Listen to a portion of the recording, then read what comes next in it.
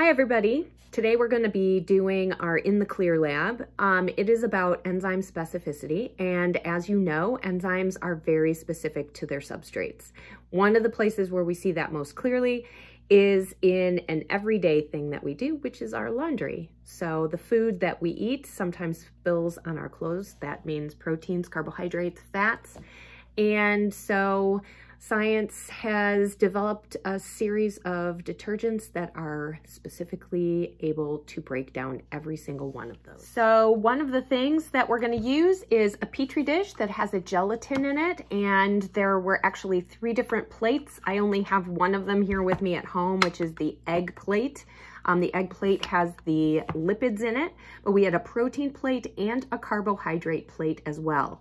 And so those things are in there, and you can see that it's not clear. It's actually quite cloudy. So if we put detergents on here and it actually goes through a decomposition reaction, it's gonna break that down and leave a clear space. So the first thing that I'm going to do is I'm going to make a spot inside the gelatin, which is actually called agar, where we can put the detergent. So I'm gonna use a straw, and I'm basically just gonna punch a hole in there, and you can see that the piece is in the straw.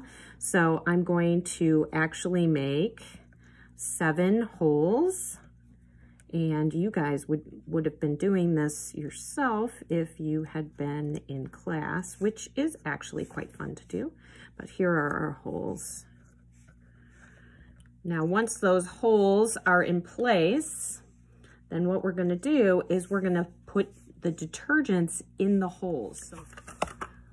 Okay, so now the holes are in place. I am going to use a Sharpie, and I am going to label each hole with a number, which is going to help me to keep track of which detergents I'm putting into each hole. And I'm gonna do this for each of the plates, the lipid plate, the carbohydrate plate, and the protein plate.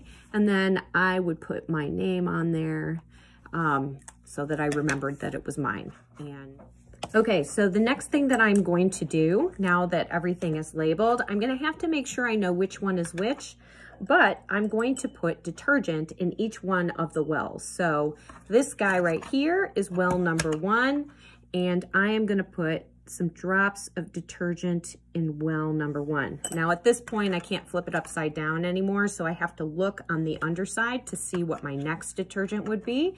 And this is actually hole number 2 is over here. And so I would take my next detergent and put it in that well. Oops, and we want to try not to spill on the outside like I just did, because once the detergent's on there, it's going to start digesting. But you're going to do that until you fill all of them. And the very last one is going to be the center hole, which is where we're going to put water. The water doesn't have any detergent in it, so you can think about why we would need to have that. On this assignment is a document to be downloaded in Notability where your data charts are, as well as pictures of the plates after they've sat for 24 hours. And what I'm going to do is demonstrate to you how you do your measurements. Now, this is actually also explained on the lab assignment, so you can always look there, but I'm going to show you how to do this. So what you can see here is our lab results. You'll notice that there's a ruler up here at the top. Just in case you don't have a ruler at home, you can actually take a piece of paper and create a ruler that you can use to measure. Down here are our plates. They're cloudy where the organic molecule is. And remember, we put detergents in each one of these wells. And if those detergents are actually a good specific fit to the organic molecule there, they are going to begin a decomposition reaction, and we will see what we are going to call a zone of clearing, where that organic molecule has broken into products. So that is actually what we're going to be measuring. So if we look here, for every single one of our plates, it tells us that our initial diameter is 4 millimeters. So for instance, up here on my protein plate, I'm going to put 4 millimeters here, and I'm going to measure my final diameter. So my final diameter is going to be the distance across that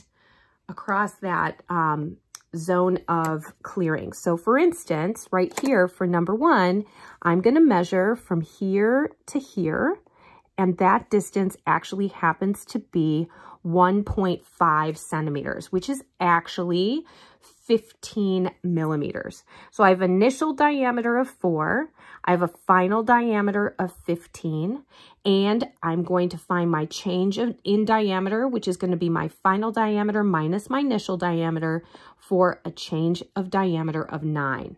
Now I'm going to do that for each one of my zones. So for instance, this zone is going to go from here to here, and you want to go directly across. The directions are also on the page in Schoology.